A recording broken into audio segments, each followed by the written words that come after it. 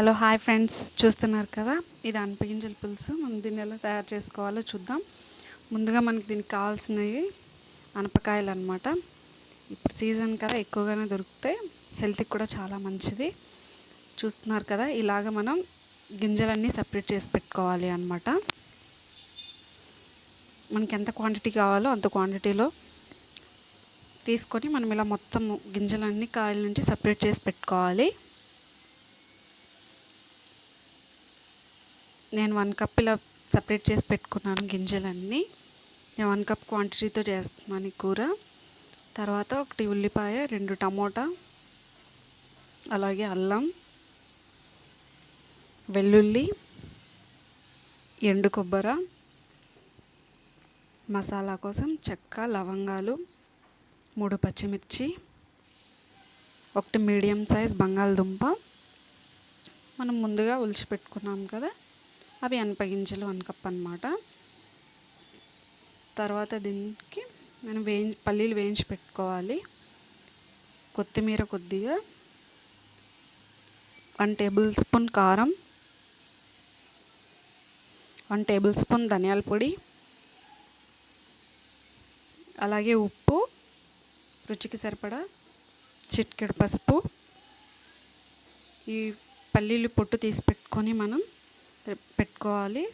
దీన్ని మనం మెత్తగా పౌడర్లో ప్రిపేర్ చేసుకోవాలి. మిక్సీ జార్లో వేసుకొని గ్రైండ్ చేసుకుందాం.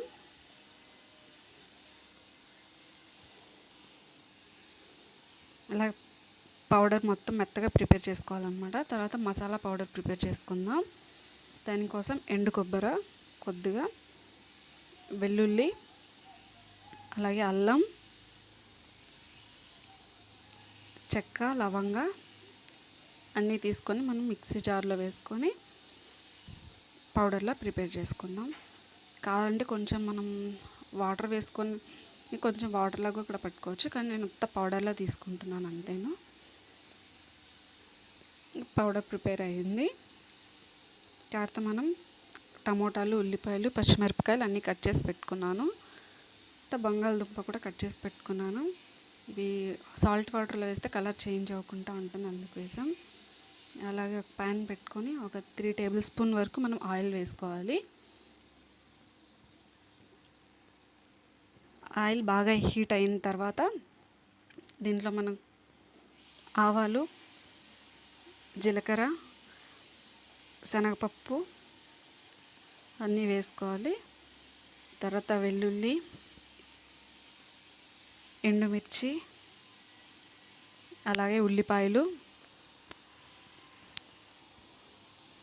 అన్నీ వేసుకొని ఫ్రై చేసుకోవాలి. ఉల్లిపాయలు కొంచెం కలర్ వచ్చే వరకు ఫ్రై చేసుకోవాలి.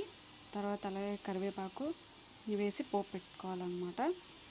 చూసారు కదా, ఉల్లిపాయలు ఫ్రై అయ్యి దాని తర్వాత కొంచెం పచ్చిమిర్చి వేసి కలుపుకోండి. తర్వాత దాంట్లో మనం టమోటా యాడ్ చేసుకోవాలి.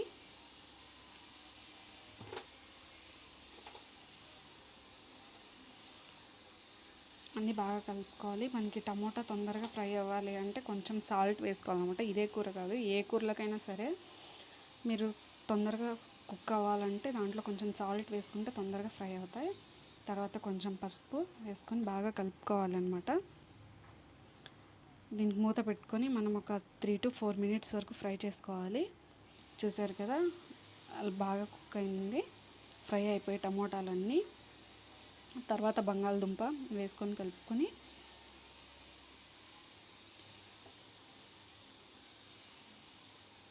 తర్వాత అనపగింజలు అన్నీ వేసుకొని బాగా కలుపుకోవాలి, అంతా కలిసేలా కలుపుకోవాలి. చూస్తున్నారు కదా, అలా బాగా కలుపుకోవాలన్నమాట.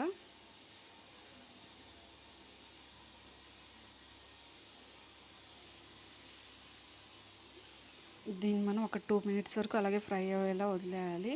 ఎందుకంటే బంగాళదుంప వాటర్లో వేసాం కదా, వాటర్ అన్నీ ఇలా అయిపోయే వరకు.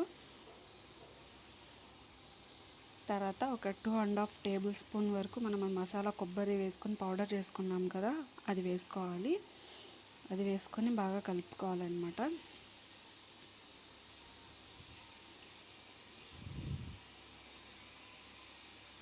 అదంతా బాగా కలిసిన తర్వాత 1 టేబుల్ స్పూన్ కారం, కారం ఎక్కువ తినే వాళ్ళు ఉంటే ఇంకొంచెం ఎక్కువ కారం వేసుకోవచ్చు, తక్కువగానే వేస్తున్నా. అలాగే 1 టేబుల్ స్పూన్ ధనియాల పొడి,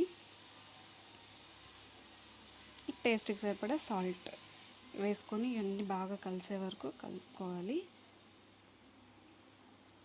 చేశారు కదా, అలా కలుపుకున్న తర్వాత మనం వాటర్ యాడ్ చేసుకోవాలి దీంట్లో.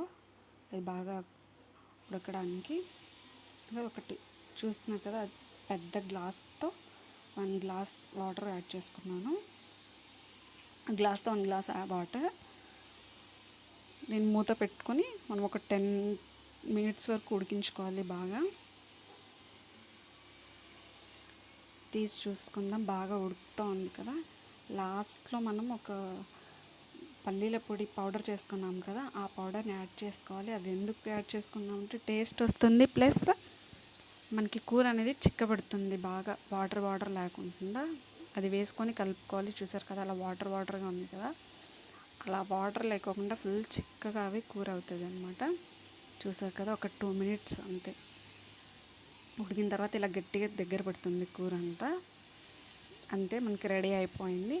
కొత్తిమీరతో గార్నిష్ చేసుకొని